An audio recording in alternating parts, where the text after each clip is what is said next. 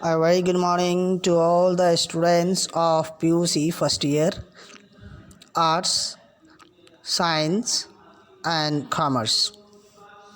I am Ghulam Rabbani from Department of English, working at Nehru Arts, Science and Commerce College, Kantikere, Hubli. My dear students, before commencing the topic, that is chapter number 4, Oru Manushiyan, let me suggest to you something, that you must focus on your studies. You study well, you read, write, collect materials from online classes. The links of online classes were already sent to your groups. Syllabus was also sent a month ago. As you know that there are 13 chapters. Out of 13 chapters, 4 chapters are deleted, not prescribed this time. Only 9 chapters are prescribed. Dear students, there are 2 books. One is course book, that is lesson book. Another is workbook, that is grammar book. And from your course book 50 marks will come, and from your workbook 50 marks will come in the examination. And what would be the pattern of question paper for your course book? That is 1 mark question would be 12, and 4 marks questions would be 10 out of 10. You have to write 8 questions, each will carry 4 marks. So 4 into 8 is equal to 32. Then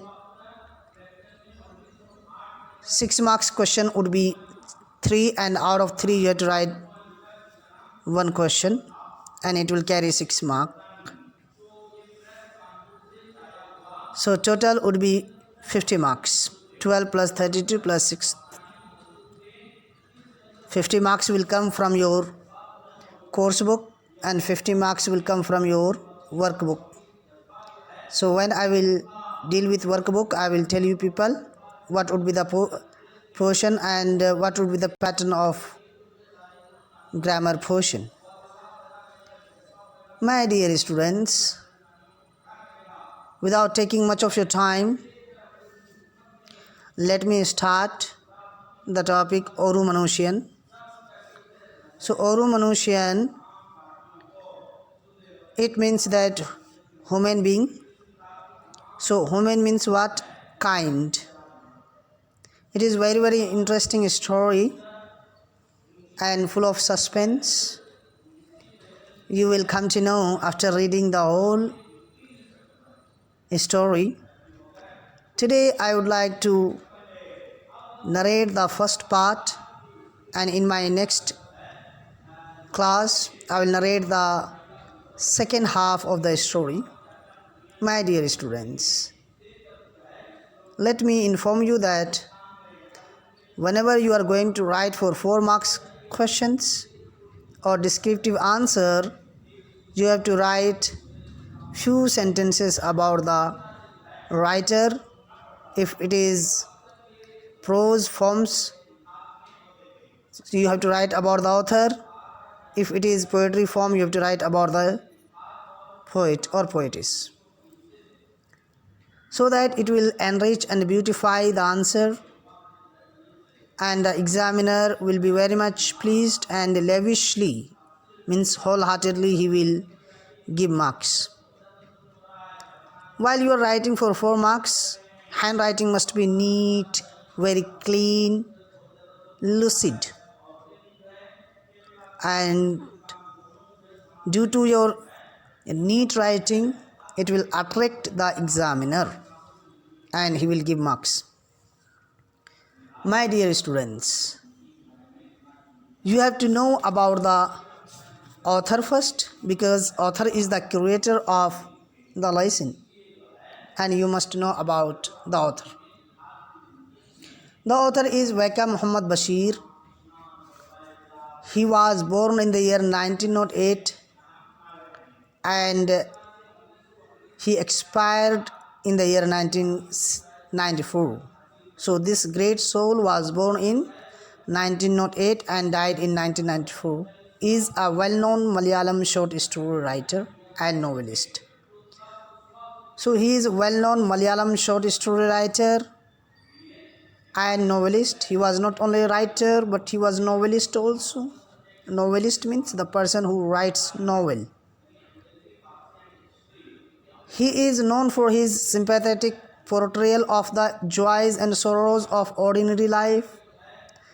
This great writer used to depict or portray the joys and sorrows of common life, the joys and sorrows of common people. He used to depict, he used to write in his stories and in his novels. His stories have been translated into English and various Indian languages.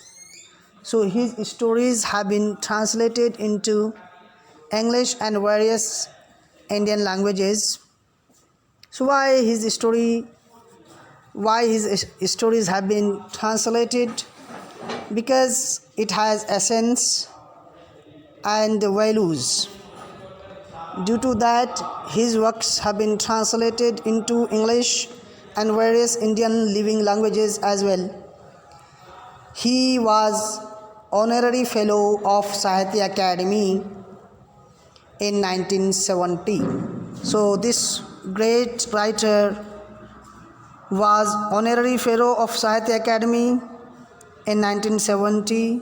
He was the recipient of the Central Sahitya Academy Award and Padma Shri in 1982.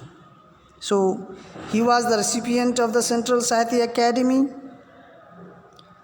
He received the Sahitya Academy Award and Padma Shri in 1982. So this great soul awarded Sahitya Academy and Padma Shri. It indicates that he was a great writer. He beautifully depicted the joys and sorrows of common lives. My dear students, now come to the topic, that is Oru Manushiyan, page number 30. Before commencing, that is before starting the topic, let me tell you about the pre-reading activity, that who according to you is a good human being. Think of these qualities in a person.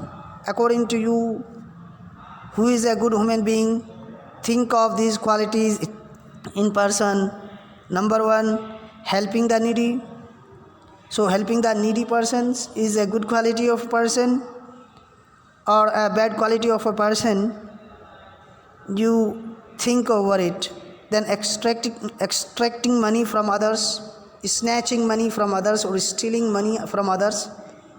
Is it a good quality or bad quality? You must know. So it is of course bad quality. Nobody will like the person who will snatch or who will steal or who will rob the money from others. Number C is living self-contented life. The person who lives self-contented, self-satisfied life, and if life is not dedicated for others, whether it is a good or bad, you have to think. Then being violent. If you are being violent, whether it is good quality or bad quality, you have to think. So it is a great story of a narrator who was in a predicament, in a very dangerous situation, and a total stranger comes and helps him in his predicaments, in his dangerous situation, and he will never forget that. So now the narrator, he explains The narrator, he tells his story, he narrates his story and his experiences. So here the author says, you have no definite plans, you are wandering around far away from home. So narrator or author, you can say, says that you have no definite plans, you are wandering around far away from home.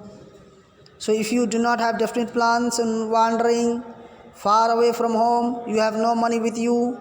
If you do not have money with you, you do not know the local language. And another problem is that you do not know the local language. You can speak English and Hindustani.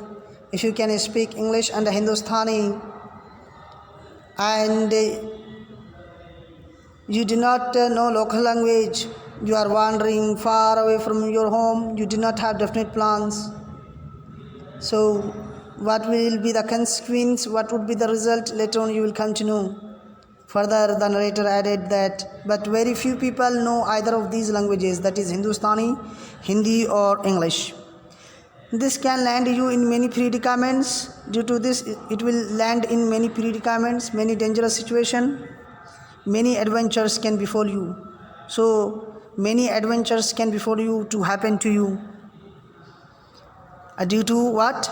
Due to these problems, like if you do not have definite plans, you are wandering far away from home, you do not have money with you, you do not know the local language, and you know only two languages, that is English and Hindustani, and people of that city, they were not knowing either of English or that is called Hindustani or Hindi language, because it is the story of South, and very few people they knew during that time Hindi or English. That's why the narrator says that if you do not know what is called the local language, if you do not have money with you, then you will face difficulties in your life. Very few people know either of these languages, and you find yourself caught in a dangerous situation. One day you will find yourself in a dangerous situation, a total stranger rescues you. So a total stranger will rescue you, will come and save you. Even after years pass by, you will sometimes remember the man and wonder why he did so. So even after years pass by, you will sometimes remember the man and wonder why he did so. So the narrator says that if a total stranger will come and rescue you or save you from the predicament, from the dangerous situation, from the critical situation, you will never forget that man even after passing many years. Let us say it is I, not you, who remembers the man. The narrator says that it is the story of the narrator only. That's why narrator will never forget the man. But you may forget it. You may forget the man, you may forget the story. I am now narrating an experience which I had. So now the narrator is going to highlight his experience and telling that he is going to narrate, he is going to highlight, he is going to tell his story, his experience which he had in his life. I have some vague notions about human beings. He had some vague means dim notions about human beings, including myself. So including himself, he was having a dim notions, ideas about human being. There are around me good men and the thieves. So there were around him good men and the thieves, those who suffer from various infectious disease. Now he highlights about the people of that city. Now he highlights and tells the characteristics, features of the people and describe the qualities of the people, telling that some people were suffering from infectious disease, some people were thieves, and very few were good men. Some were suffering from madness also. One has to live carefully, so one has to live very much. One has to live carefully. The world has more evil than good. The world has more evil than good. We realize this only after we get hurt. So we realize this after we get hurt. If we do not get hurt, we cannot realize. This is a simple thing of life. If a finger has been cut of an individual and there is bleeding, only the person who got hurt will realize the pain. His friends cannot realize, they can only solace. They can only feel him relax, but they cannot realize the actual problem or the suffering or pain or turmoil. My dear students, now the narrator is going to record. So he says that let me record here that incident which was perhaps quite insignificant. So it was perhaps quite insignificant. It was unimportant for the people, and he is going to narrate the incident which occurred in his life, which happened in his life. What was the incident that he will never forget? And who the narrator was? You first know about the narrator and about the people, about the city. Now he describes about the city, about the people. And he says it was quite a big city in the valley of a mountain. The narrator where he used to stay, it was a big city. The name of the city is not mentioned, and it was in the valley of a mountain. It was on the base of the mountain. Some 1,500 miles from home, and it was some 1,500 miles from home, the inhabitants of which had never been known for the quality of mercy. So the people of that city were never known for the quality of mercy. They were merciless people. They were a cruel people. So they were cruel people also. Murder, robbery, pickpocketing, these were daily occurrences. So they were a cruel people. Murder, robbery, pickpocketing, these were daily occurrences. The people of that city were merciless. They were cruel. They used to murder the people for the sake of money. Robbery, pickpocketing, these were happening daily. By tradition, the people were professional soldiers. So by tradition, the people were professional soldiers. Some people were professional soldiers also. Some of them went to distant places and lent out money on interest. Some people, they used to go to different places, neighboring town and cities, lending money and getting interest on that. Many others served as watchmen in banks. Many people, they used to serve as watchmen in banks, in mills and large commercials. Some people were working as watchmen in banks, mills and large commercial establishments in big cities. Money was highly valued by them. So money was highly valued by the people of that city. For the sake of money, they used to kill others. They used to murder others. There were some contract killers also. Money was highly valued. The lives of the people were not valued. The emotion were not valued. Only money, money and money. Money was everything for the people of that city. For money, they would do anything, even commit murder. So see here that for the sake of money, they would do anything, even commit murder. And it may be asked for one mark that for the sake of money, what the people of the city can do. So the answer would be even commit murder. Again, I, whenever there is I refers to the narrator in prose forms of literature, and I refers to a speaker in poetry forms of literature. So here says, I stayed in that city in a very small. Now narrator, he explains about himself. He describes about himself that he stayed in that city in a very small, dingy room. Dingy means very, very dirty room, or on a dirty street. The street was also very dirty. I carried on a profession there. What the narrator was doing there, he was carrying a profession. What was the profession? Teaching English to some migrant laborers. He was teaching English to some migrant laborers. Migrant laborers means the laborers who used to shift from one place to another place, or going from their villages to the city and the town for livelihood, for earning money.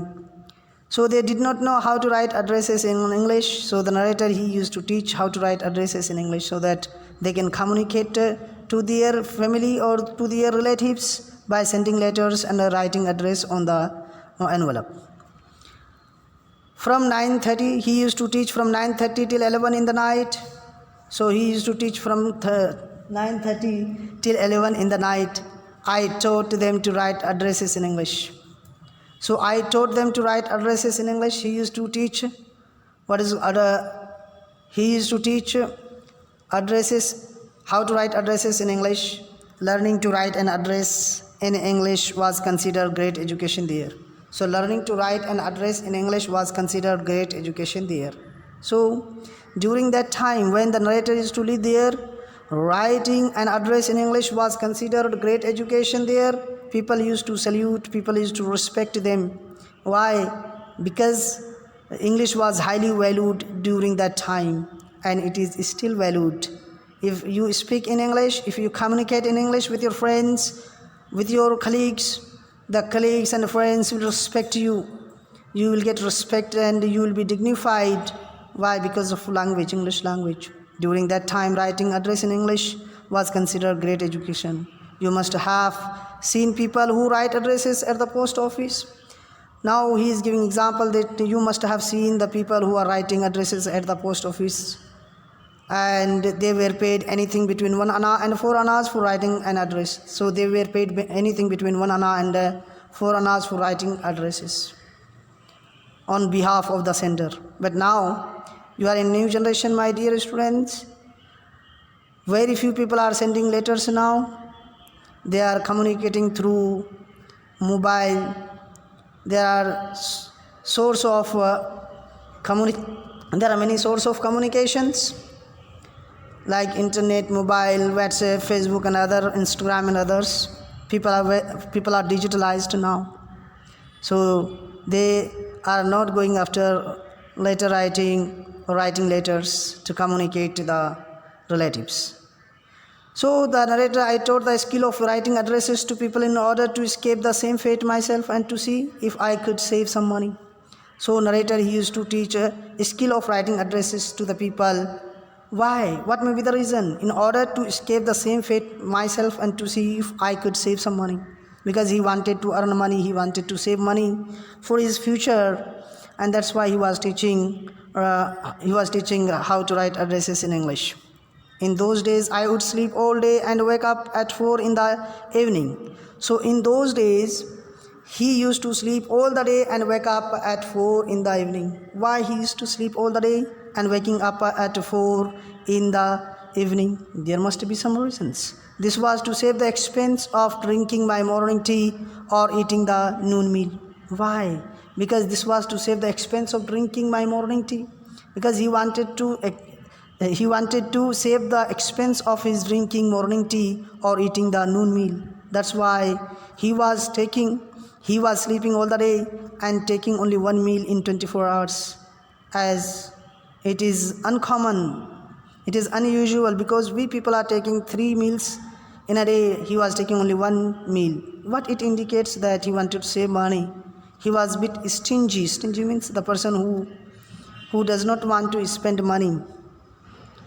And one day I got up at 4 p.m. as usual. So one day he got up at 4 p.m. as usual, and he finished his daily works and stepped out. He came out from his room for a meal and went to, you must understand that I was dressed in a suit. So he was dressing in a suit, looking very handsome. As you know that the English teachers are always well dressed, and he was also well dressed, wearing suit. I had a wallet in my coat pocket. So he had a wallet in his coat pocket, and I had 14 rupees in it. He had a 14 rupees in his wallet, my life's saving at the time. So it was his life's saving, and he saved 14 rupees, and that was his life saving. During that time, saving 14 rupees or having 14 rupees was considered great amount.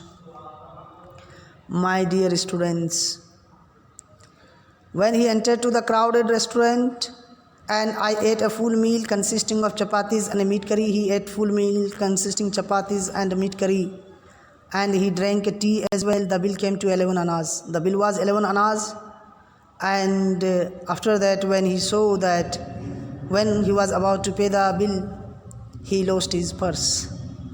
So why he lost his purse, and who stole the purse, who robbed the purse, who picked his pocket, and who helped in his predicament, you will come to know in my next class.